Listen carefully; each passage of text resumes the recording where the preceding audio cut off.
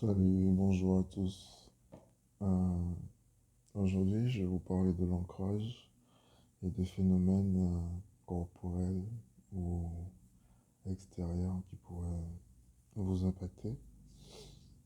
Alors, il faut savoir un truc, c'est que l'ancrage, si on doit le visualiser, il faut visualiser des racines dans nos pieds. D'accord? Des racines qui ne sont pas visibles, bien sûr, mais qui parfois sont représentées par des verrues. La verrue, c'est l'un des premiers symptômes qu'on peut avoir quand on n'est pas ancré. D'accord? Je vous parle de ça parce que je viens de passer le périple du ce qu'on appelle du non-ancrage intégral. Le non-ancrage intégral, c'est quand vous passez votre temps à l'extérieur de votre tête. Alors, quand je dis que vous passez votre temps à l'extérieur de votre tête, c'est que vous avez tendance à rêver, vous avez tendance à partir très loin. Ça veut dire que ce n'est plus votre cerveau ni les conditions de votre environnement qui vous gère, mais c'est votre sortie astrale. Ça veut dire que vous aimez tellement pas le, le moment ou la situation dans laquelle vous êtes que le cerveau déconnecte et c'est votre âme en fait, c'est votre esprit qui prend le relais. Sauf que quand votre esprit prend le relais, il vous amène dans des lieux qui sont magnifiques, mais qui ne sont pas forcément réels pour cette dimension-là. D'accord? Je vais prendre un exemple. Quand vous méditez, ce que vous voyez dans la méditation ne reflète pas forcément votre réalité. D'accord? Dans les méditations, vous allez voir de très belles couleurs, vous allez voir des mondes différents, des êtres différents. Quand vous êtes ici, vous voyez que des cons. Non, j'ai pas changé et je veux pas changer. Euh, donc, à un certain moment, si vous voulez, le fait justement de ne pas être en osmose et en acceptation du monde que vous êtes dissocié en fait. Donc, je, quand vous êtes ancré, d'accord, vous êtes comme ça. Quand vous êtes plus ancré, votre corps est ici, votre esprit et votre âme est ici. D'accord? Le cerveau ne parle plus. Il est plus rationnel dans quoi que ce soit. Il est rationnel, mais que de ce qui est à l'extérieur de lui. Mais loin, très loin. Ça n'a rien à voir avec la Terre qui est là. On va prendre l'exemple de la Lune. La Lune agit sur la Terre, comme la Terre agit sur la Lune, mais pourtant il n'y a aucun contact. D'accord? Donc oui, quand vous allez monter en haut, vous allez forcément avoir de l'effet sur ce que vous êtes en bas. Mais comme vous revenez jamais, eh bien, vous ne pouvez pas mettre en pratique. D'accord?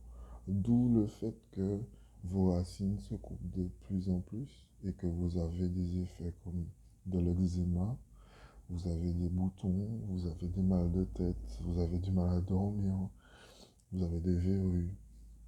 Alors pour la verrue, euh, oui, les médicaments servent à soigner. Euh, Moi personnellement, je suis allé chez un podologue parce que j'ai passé le stade de la verrue qui faisait plus de 20 centimètres sur mes pieds. Et que je me souviens que, coucou à toi, je dirai pas ton nom, mais quand tu verras cette vidéo, tu sauras que c'est toi. Qu'elle m'a dit, t'inquiète, ça partira, et que moi, j'avais pas. Vu la taille du truc, je me suis dit combien de temps ça va prendre. Mais en fait, ça prend le temps que ça doit prendre pour vous ramener, en fait. Le manque d'ancrage est dû à un choc lactique.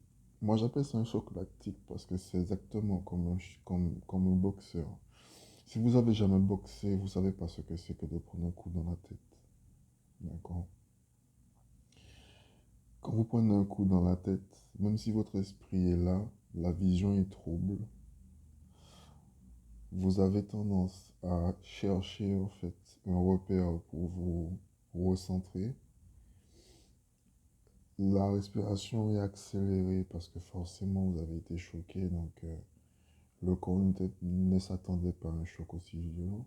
Donc il est forcément, le cœur est en palpitation, l'esprit est troublé et vous êtes en protection. Parce que vous venez de vous prendre un coup, donc forcément le corps se met en protection directe. D'accord? Si vous prenez un coup dans les jambes, votre tête baisse. La boxe et l'ancrage et la vie sont similaires. D'accord? Tout ce que vous allez expérimenter dans votre vie va vous ramener à la vie. Ça veut dire que quelqu'un qui fait de la planche à voile, si vous prenez la planche à voile, c'est le souffle du vent qui vous permet de glisser sur l'eau. Ok? Si vous n'avez pas de vent, donc si vous n'avez pas de souffle, vous n'irez nulle part. Un bateau à voile ne peut pas naviguer s'il n'a pas de vent. Et la vie, c'est le vent, puisqu'elle vous pousse vers l'avenir. D'accord? Donc, si vous prenez la vie en parabole par rapport à ce qui vous arrive, vous trouvez toujours la solution. Donc, vu que l'ancrage est dû aux racines, si vous avez des verrues, ça veut dire qu'on vous n'êtes pas ancré. D'accord? Si vous n'êtes pas ancré, il y a deux choses à faire. Arrêtez de vous battre, de vouloir vous ancrer. Ça ne marche pas. Parce que en réalité, vous êtes dans un état normal. Le fait de ne pas être ancré, c'est quoi? C'est l'accumulation d'informations et de vécus après de multiples tentatives pour avoir de la stabilité et, si vous voulez, de la paix vis-à-vis de tout ce qui nous arrive, vis-à-vis de nous-mêmes et vis-à-vis des gens, vis-à-vis de l'univers, qui fait que à un certain moment, plus vous remplissez votre cruche, plus elle risque de déborder. Pour ne pas déborder, l'esprit et l'âme décident de commun accord de quitter le corps. Alors, vous n'allez pas quitter le corps littéralement parlant, c'est-à-dire que vous n'allez pas sortir de votre corps et votre corps va mourir, non. Votre esprit va lui-même se conditionner à oublier ce qui est ici, à rejeter tout ce qui est sur terre et à ne penser que ce qui est là-haut. Ou des choses qui ne sont pas forcément faisables. C'est-à-dire que vous allez penser que vous êtes en train de chevaucher une licorne et dire que vous êtes sur votre canapé. Voilà. Donc, ça ressemble à de l'espoir, mais ce n'est pas de l'espoir. C'est juste une soupape, en fait, de sécurité que le cerveau a. Jusqu'au jour où, c'est pas qu'il en a marre de rester là-bas, c'est que sa détermination à vouloir réellement concrétiser quelque chose sur Terre fait que il revient ici. Mais il revient ici grâce à l'aide de ceux qui sont là-bas.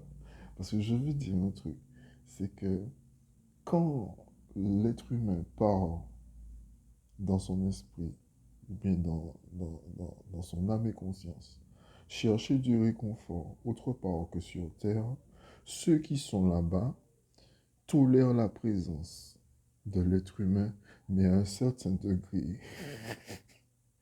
Oui, parce qu'il faut savoir un truc. Quand on arrive là-bas, on est très chiant pour eux.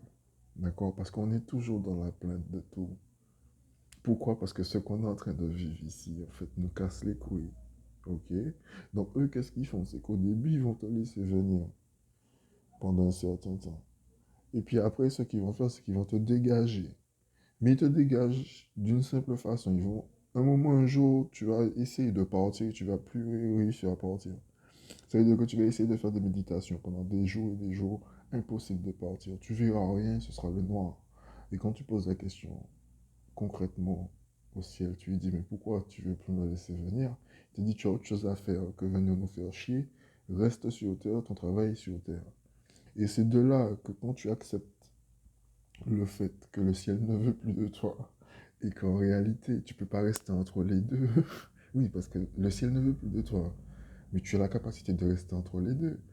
Rester entre les deux, c'est quoi? C'est te réveiller, dormir, te réveiller, manger, dormir. Je l'ai fait, d'accord? Je l'ai fait. Je vous explique le truc. Pour moi, la vie est une expérience. Mon corps est une expérience. L'univers est une expérience. Je fais des expériences sur moi-même parce que j'ai besoin de comprendre les choses. Si vous n'arrivez pas à faire des expériences sur vous-même parce que vous avez peur des conséquences, vous avez peur des risques ou des trucs comme ça, c'est que vous n'avez pas foi en Dieu. D'accord? Votre peur vous empêche d'avoir la foi. Personnellement, je l'ai fait. Moi. Me réveiller, manger, dormir. Vous savez comment je faisais ça? Avec des cachetons.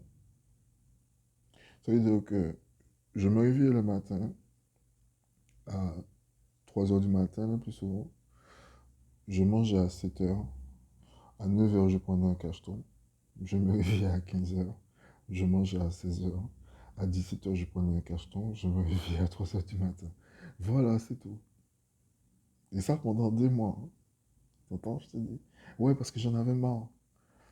C'est pas que je voulais forcément mourir. Non, j'étais pas sûr ça. Je voulais juste ne plus subir le fait de me réveiller ici. Ok? Donc, ce que je faisais, c'est que je savais très bien que je ne pouvais pas accumuler les médicaments.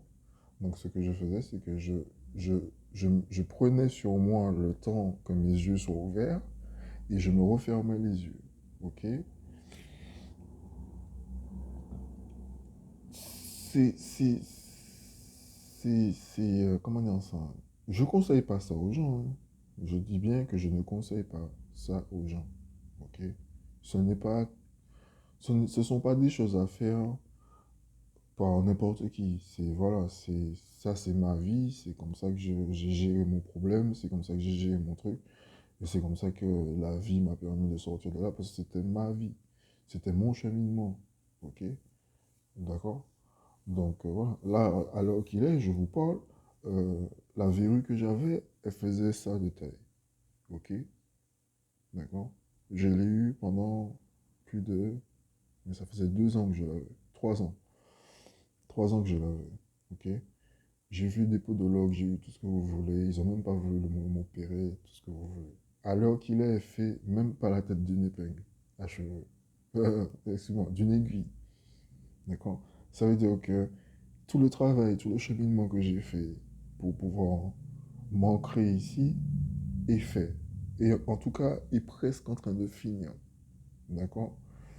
Vous allez remarquer que ces genres de trucs-là arrivent et ça se pose sur un nerf. D'accord? Moi, personnellement, il était posé sur le nerf de ce doigt-là, au niveau du pied. Quand ça se pose sur un nerf et que vous avez soit un orteil qui vous fait mal, ou bien c'est sur un doigt, ou un truc comme ça, vous allez chercher la signification du doigt, d'accord, sur lequel il est posé. S'il est posé sur, si vous avez une verrue, ou bien si vous avez, comment dire ça, parce que l'eczéma, c'est aussi un manque d'ancrage. L'eczéma, c'est dû à un trauma, mais justement, le trauma a fait qu'on ne veut plus vivre là, qu'on ne supporte plus de vivre là, mais on ne supporte plus en fait certaines situations où les gens sont autour de nous parce qu'on revit la même agression. Et l'eczéma, si c'est passé sur les mains, ça veut dire que tu n'arrives pas à atteindre justement l'objectif que tu veux. Tu n'arrives pas à atteindre en fait la plénitude que tu voudrais. D'accord? Si vous avez de l'eczéma sur la bouche, c'est parce que vous n'arrivez pas à vous exprimer. C'est voilà, c'est la bouche, c'est tout ce qui est communication. Si c'est au niveau de la tête, c'est votre manque. attitude de foi, c'est votre manque de connexion, c'est votre manque de réalisme, en fait, irréel. C'est-à-dire que vous n'arrivez pas à croire que ce qui n'est pas visible est quand même réel. Ok? Si ce sont les oreilles, c'est parce que vous ne vous écoutez pas, mais vous écoutez peut-être pas les conseils qu'on vous donne. Ok? Si c'est le nez, c'est votre instinct. Le nez, c'est l'instinct. C'est tout ce que vous pouvez sentir, tout ce que vous pouvez sentir, mais que vous ne pouvez pas voir aussi. D'accord? Si c'est au niveau des paupières, souvent les gens, ils ont des clous au niveau des paupières, des trucs comme ça. Ça c'est dû, parce que moi j'en ai eu souvent. Ok. Les paupières, les yeux, c'est deux choses. C'est la vision, on va dire que c'est trois choses. C'est la vision, l'âme et, si vous voulez, l'une des seules expressions de souffrance ou de joie. D'accord? Quand je parle de souffrance ou de joie dans l'expression, ça veut dire que vous pleurez quand vous avez de la peine, mais vous pleurez aussi quand vous êtes en souffrance.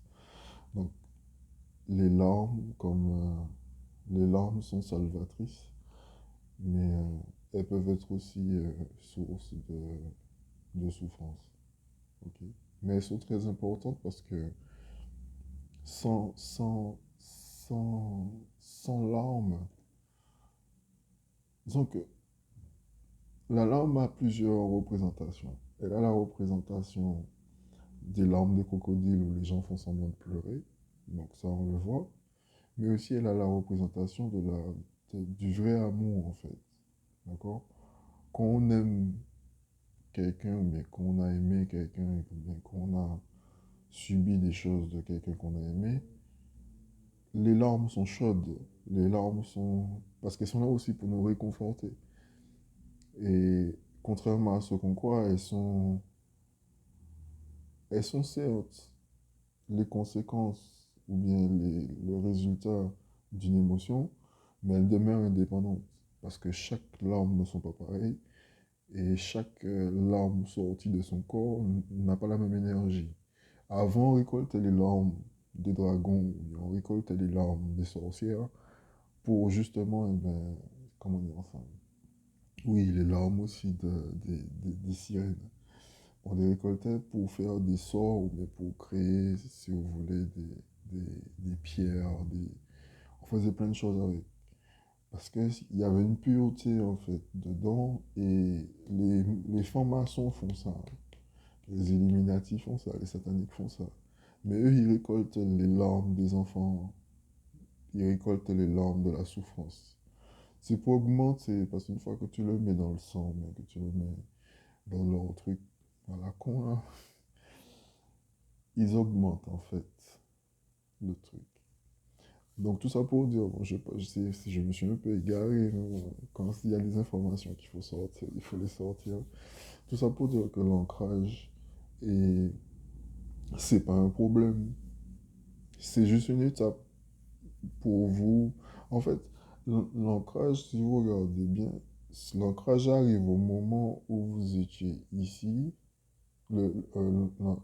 Oui, l'ancrage en fait arrive au moment où, en fait non, on va dire plutôt, le désancrage arrive au moment où vous allez redescendre, d'accord, pour refaire en fait une autre vie, une autre, oui, je vais dire une autre vie parce que vous allez sortir d'un endroit que vous aimez pas pour aller dans quelque chose que vous aimez. Donc voilà. Donc si je prends ma main, la vie se fait comme ça, c'est-à-dire que j'apprends ici, ça m'élève. Une fois arrivé ici que j'ai compris, mais forcément, je ne vais pas rester sur mes acquis, donc je vais redescendre pour aller chercher des informations. Et ici, c'est toujours le noir, hein, d'accord? Et je remonte ici. Sauf que des fois, arrivé ici au sommet, il y a un désancrage qui arrive ici. Pourquoi? Parce que ce qu'on a récolté ici, si vous voulez, n'est pas forcément en adéquation avec ce qu'on avait voulu. Oui, parce que le ciel ne te donne jamais ce que tu veux. Il te donne ce que tu as besoin. Il faut faire la différence. Donc des fois, l'ancrage arrive ici, et c'est pour ça que le désancrage arrive ici, c'est pour ça qu'on redescend Et quand on arrive ici, au lieu de vivre ça, ce qu'on fait, c'est qu'on arrête. D'accord? C'est quand on arrive réellement au fond du trou que là, on arrête. Parce qu'on veut plus vivre le trou, c'est tout. Et comme on veut plus vivre le trou, eh bien, on cherche tous les moyens pour se désancrer. L'alcool, la drogue, les femmes, la prostitution, aller dans des bars, putes, des trucs comme ça. C'est pas de l'ancrage. Alors oui, vous êtes ancré dans un truc, mais c'est parce que vous cherchez à fuir les problématiques dans lesquelles vous êtes. D'accord? Vous avez un truc aussi dans le manque d'ancrage qui peut arriver, c'est qui arrive souvent. C'est le manque de discernement entre la réalité et vos perceptions. D'accord? Quand vous êtes dans un manque d'ancrage, vous avez l'impression que tout est contre vous et que, à la limite, vous n'avez pas forcément grand-chose à apporter au monde. Ok? Vous avez dû voir que sur mes vidéos, j'ai dit souvent, j'en ai rien à foutre de ce monde-là. Alors, je vais dire oui à 50%. Je n'ai rien à foutre de ce monde-là. Et je vais dire non à 50%. euh, Il y a quand même des gens. C'est pas le monde qui m'importe. L'univers, je m'en bats les couilles. Il a toujours été là. Tu vois, je te dis, donc je pourrais rien faire. C'est pas... Par contre, les gens qui sont là, oui, ça me pose problème. Voilà, ça pour moi, ça c'est important. Ok, les gens qui sont là. Alors le monde, je m'en fous, mais par contre, ça, oui. Ok, ils peuvent brûler des forêts, ça changera rien. Si l'univers a envie de refaire pousser une plante dans le désert sans eau, elle le fera. Compris? Elle le fera. Non, mais vous pouvez faire ce que vous voulez. Vous pouvez mettre de l'amiante, vous pouvez mettre du gros sel. Elle le fera. Puisqu'elle arrive à faire pousser des plantes des endroits où même l'homme ne peut pas mettre ses pieds. Donc elle le fera.